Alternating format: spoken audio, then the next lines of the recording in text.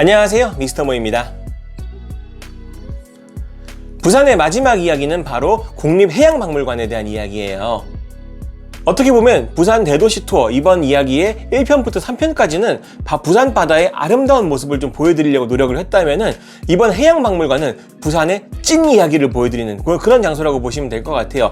바다에 대한 이야기가 가득한 곳이라고 보시면 되는데 과연 어떤 곳인지 저 미스터 모와 함께 같이 가보시죠. Let's go!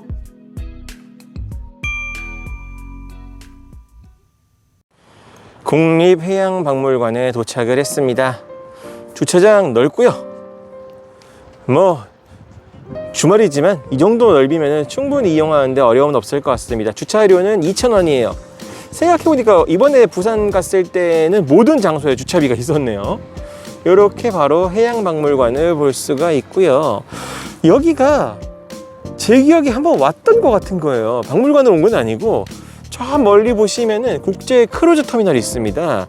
제가 예전에 그 대마도 갈 때 배 타고 갔던 기억이 있는데 아마 저기서 탔을 거예요. 여기가 그래서 오는 길이 굉장히 낯이 익더라고요. 그런 것들은 좀 재밌는 기억이 되곤 했습니다.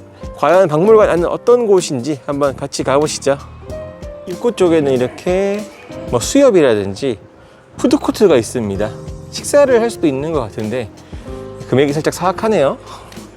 9,000원, 만원 해요. 분식점 치고는 비쌉니다. 이렇게 은행 가운데 홀이 있고 이쪽이 바로 그 박물관 입구인 것 같습니다. 박물관 입구는 들어오는 방법이 여러 군데 있던데 저는 1층 라인을 따라서 한번 들어가 볼까 해요.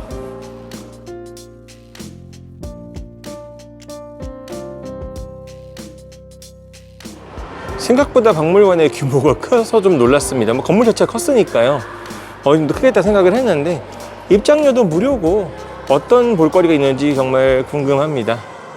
그리고 또 이렇게 우리의 독도 그리고 강치에 대한 이야기가 바로 입구에서부터 시작이 되네요. 뿌듯합니다. 우리 바다 영토 지킴이가 되어 주소서. 좋네요. 박물관 뒤쪽으로는 이렇게 조그맣게나마 시민공원처럼 되어 있는 공원이 있습니다. 그래서 산책하기도 좋은 것 같고 어떤 분들은 텐트 치고 또 휴식을 취하고 계시기도 하네요. 이런 곳도 있다 정도. 어쨌든 간에 이제 해양박물관이니까 바다와 인접해 있는 건 어떻게 보면은 당연한 이야기일 수도 있겠네요. 그래도 꽤 멋집니다.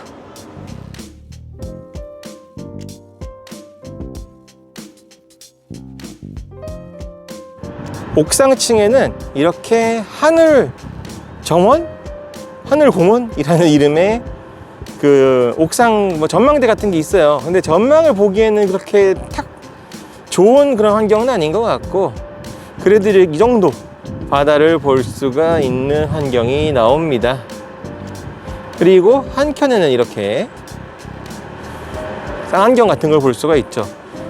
요거 작동 잘 안 하는 곳들도 꽤 있던데 다행히도 여기는 무료로 작동을 하고 있더라고요.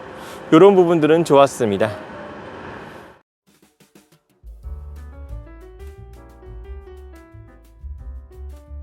(4층에는) 이렇게 4D 영상관이 존재하지만 현재 시점에서는 운영하지 않는 것 같습니다. 아무래도 이제 코시국 때문이겠죠. 바다와 영화 이런 얘기도 좀 다루고 있는 것 같고 그리고 한켠에는 이렇게 카페가 존재하고 있습니다. 또 오션뷰 보면서 즐기는 커피 한 잔도 좋잖아요. 해양과학관답게 이렇게 관련된 내용들을 상설전시관에서 잘 전시를 하고 있습니다. 볼만한 정보들이 꽤 있는 것 같아요. 특히나 이제 성인이 보기에도 좋지만 가족과 아동과 어린이와 함께 온다면은 분명히 교육적인 측면에서도 꽤 괜찮은 장소가 아닐까 생각을 해요.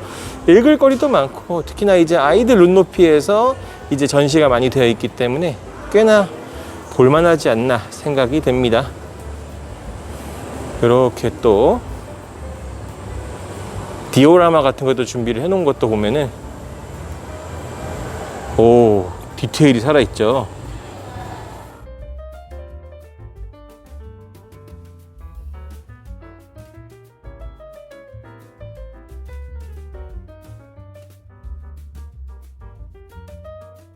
바다에 관한 이야기를 다양하게 다루고 있어요. 과학적인 부분, 그리고 뭐 사회적인 부분, 군대 등등 여러 가지 측면에서 다루고 있다는 점은 꽤나 흥미롭습니다. 이렇게 또 우리나라 해군에 대한 역사도 볼 수가 있네요. 요거는 복원된 통신사선이라고 합니다. 조선통신사에 배웠던 거죠. 복원 퀄리티가 굉장히 좋네요.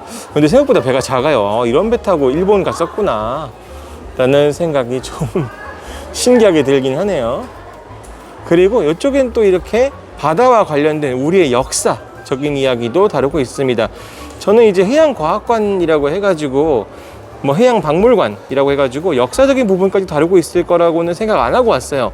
좀 이제 바다에 대한 이야기를 다루고 있을 거라 생각했는데 이렇게 심층적인 부분까지 다루고 있어가지고 아주 마음에 듭니다. 저 역사를 잊은 민족은 미래가 없는 거죠. 아이들한테 인기짱인 이런 아쿠아리움도 있습니다. 뭐 규모가 크진 않아요. 그래도 아쿠아리움이 있다는 게 신기한 거죠. 이런 식으로 작게나마 통로로 되어 있고 굉장히 잘 관리가 되어 있어가지고 보기에 아주 좋습니다. 이렇게 또 원형 통로 형태로 되어 있으니까 위로도 볼 수 있고 신기하죠. 자, 이렇게 아쿠아리움도 잘 자리하고 있다. 뭐랄까 몇몇 물고기들은 맛있어 보이네요.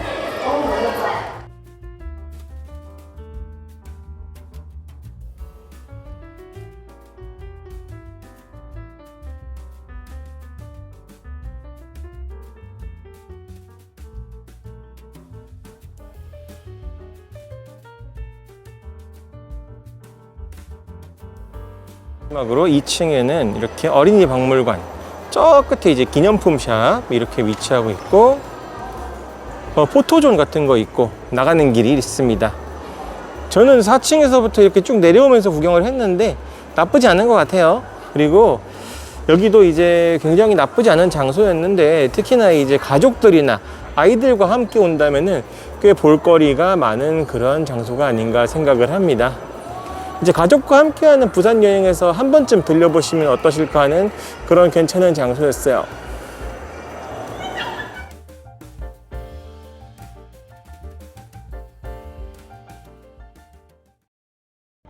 부산에 밀면을 먹으러 왔습니다. 부산에 맛있는 음식이 정말 많지만 짧은 시간 동안 와야 된다면 꼭 밀면을 먹고 가는 것 같아요. 오늘은 여기 청학동 가야밀면을 왔습니다. 주차 공간도 어느 정도 있고 가게는 저쪽에 있네요. 영도 쪽에 위치하고 있어요. 한번 들어가 보죠.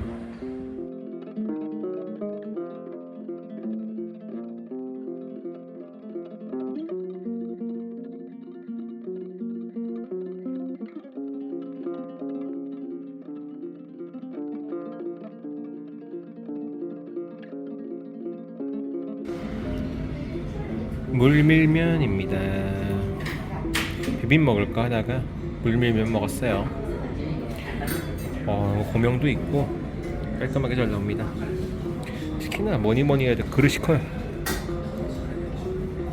세수대야 같은 데 나왔고 만족스럽습니다. 그리고 만두도 시켰어요. 맛있겠죠? 이렇게가 오늘의 식사입니다.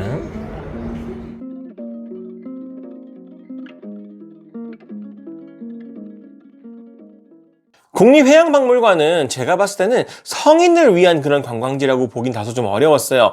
어떻게 보면 아동들과 함께 혹은 가족들과 함께 청소년들과 함께 할 수 있는 그런 공부가 될 수 있는 그런 박물관이라고 보시면 좋을 것 같고, 성인들이 보기에는 유익한 정보도 분명히 있긴 하지만 어떻게 보면은 여행으로 부산을 왔는데 성인들끼리 와가지고 국립해양박물관을 간다?